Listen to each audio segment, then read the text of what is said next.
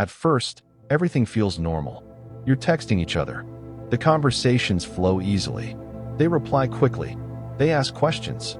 They seem interested. And you don't think much of it, because nothing feels off yet. But then, something changes. It's subtle at first. You don't even notice it right away. They still reply. They still respond fast. They still laugh at your messages. They still seem engaged. But there's one difference now. They never text first anymore. And at first, you tell yourself it's nothing. Maybe they're busy. Maybe they're tired. Maybe they're just distracted. So you adjust. You start texting first a little more often, then a little more, until one day you realize you're always the one starting the conversation. And that's when the question hits you. Why did they stop texting me first, but still reply when I text them? Because if they weren't interested, they wouldn't respond, right? But if they are interested, why aren't they reaching out anymore? That in-between space is what makes this so confusing, because it doesn't feel like rejection, but it doesn't feel like effort either. It feels like something in the middle, and that middle is exactly what keeps people stuck. Most people imagine relationships change in big moments. A fight, a breakup, a confession. But in reality, most emotional distance happens quietly, one small shift at a time. Texting first is one of the first things that changes when someone's emotional investment starts to drop. Not always completely, not always consciously, but gradually. At first, both people initiate. There's balance. No one is overthinking it. But over time, something shifts internally. They might still enjoy talking to you. They might still care about you. But the urge to reach out first starts to fade. And here's the key detail most people miss. They don't stop responding because responding is easy. Responding doesn't require emotional initiation. It doesn't require vulnerability. It doesn't require intention. But starting a conversation, that requires a reason, a pull, a desire to connect. And when that desire weakens, texting first is usually the first thing to disappear. This is the part that confuses people the most.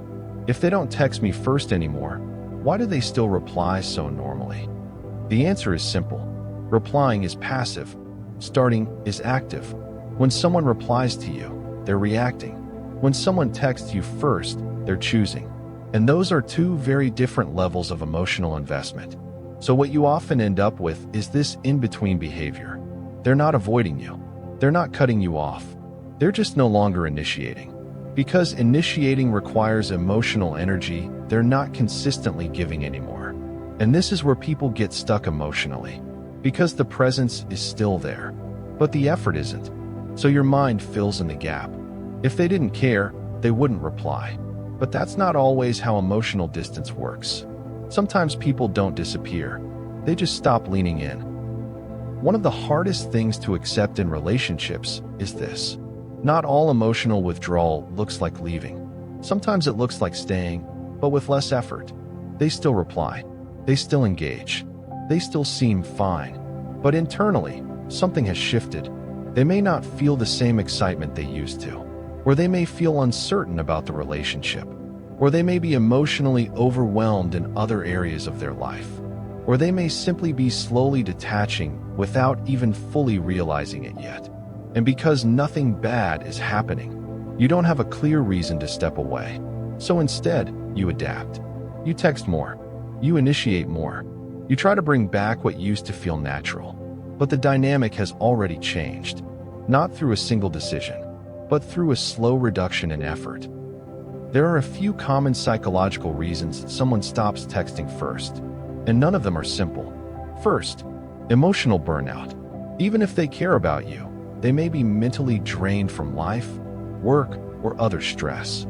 Initiating conversations feels like extra effort, so they stop doing it.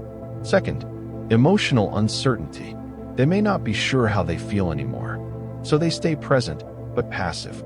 They respond, but they don't lead. Third, loss of novelty. Early on, everything feels exciting. Conversations happen naturally, but over time, the dopamine response fades. If nothing replaces that emotional spark, initiation drops. Fourth, attachment differences.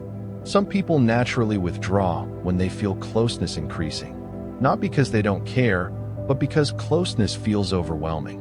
And finally, they're slowly letting the connection fade without confrontation. This is the one people struggle with most, because instead of ending things directly, they let effort decrease. They let the relationship drift, until eventually it fades on its own. But here's why this behavior hurts so much. Because it doesn't give you closure. There's no clear ending, no conversation, no explanation, just a slow shift in effort that leaves you questioning everything. And so you start analyzing every message, every reply, every delay, trying to figure out what changed.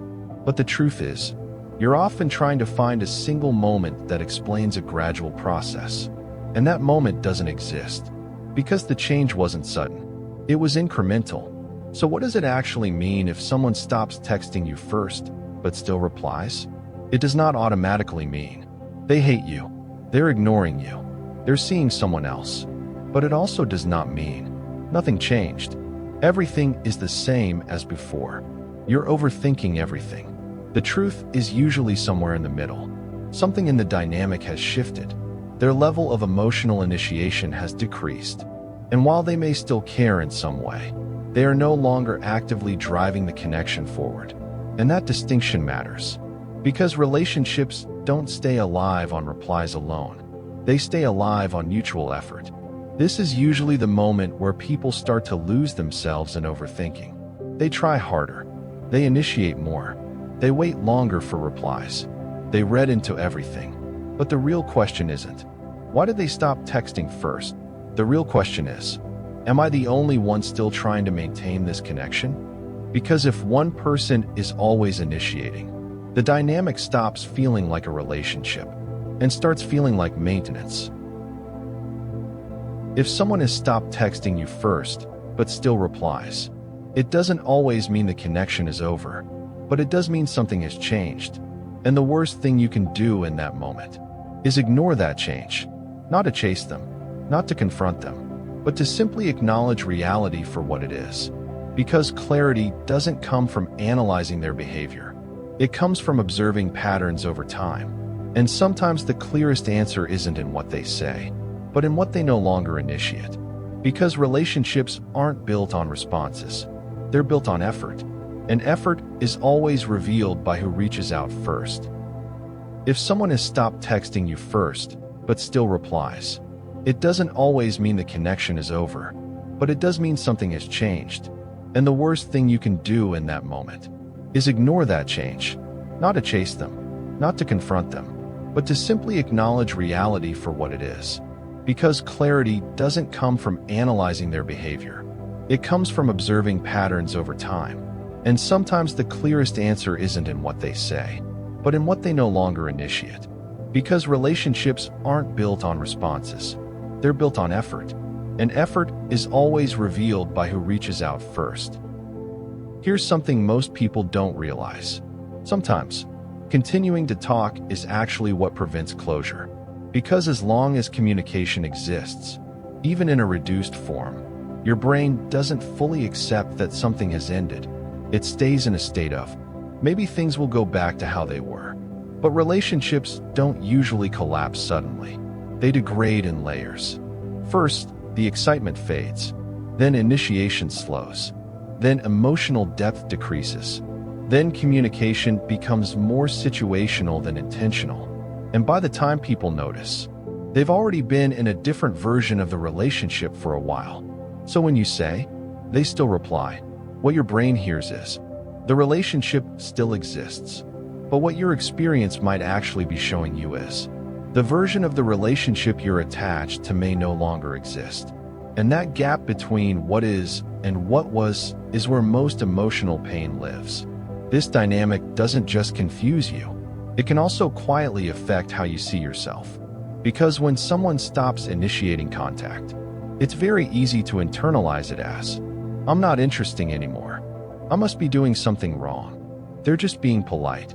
But in most cases, it has far less to do with your worth, and far more to do with their internal state, their emotional availability, their stress levels, their attachment style, their capacity for connection at that time in their life. But because you don't have access to that internal world, your brain defaults to self-blame. Because self-blame feels more controllable than uncertainty. If it's your fault, then you can fix it. But if it's just change, then there's nothing to fix. And that's much harder for the mind to accept. For most people, there comes a point where they finally see the pattern clearly. Not because something dramatic happens, but because nothing does. You stop receiving initiations. You notice you're always the one starting conversations. And slowly, you begin to feel the imbalance without needing to explain it. That moment is uncomfortable, but it's also clarifying, because it shifts your focus from, why are they doing this? To, why am I still trying to match energy that isn't being returned? And that's usually where emotional detachment begins. Not immediately, but gradually, because clarity reduces attachment. In a healthy dynamic, you don't have to question initiation. It doesn't feel one-sided. It doesn't feel like tracking effort. It feels mutual, not perfectly equal every single day, but balanced over time. Sometimes you initiate, sometimes they do. Sometimes conversation flows naturally without thinking about who started it. You're not analyzing the pattern, because the pattern doesn't feel unstable. And that's usually the simplest difference people overlook. Healthy connection doesn't create questions like, why am I always the one texting first? Because the effort is shared enough that the question never really forms. So if you take one thing from this video, let it be this. Someone not texting you first, while still replying, is not always a sign of rejection, but it is a sign of change. And change deserves attention, not overthinking, not chasing, not assumptions, just awareness. Because the real danger isn't in noticing the shift. It's in ignoring it and hoping it will correct itself. And sometimes, it does. But often, it doesn't. And the sooner you can see the pattern for what it is, the sooner you can stop measuring your value based on who is willing to initiate contact and start focusing on the relationships where effort is naturally mutual. Because at the end of the day, love isn't defined by replies. It's defined by effort. And effort is always revealed by who chooses to reach out first.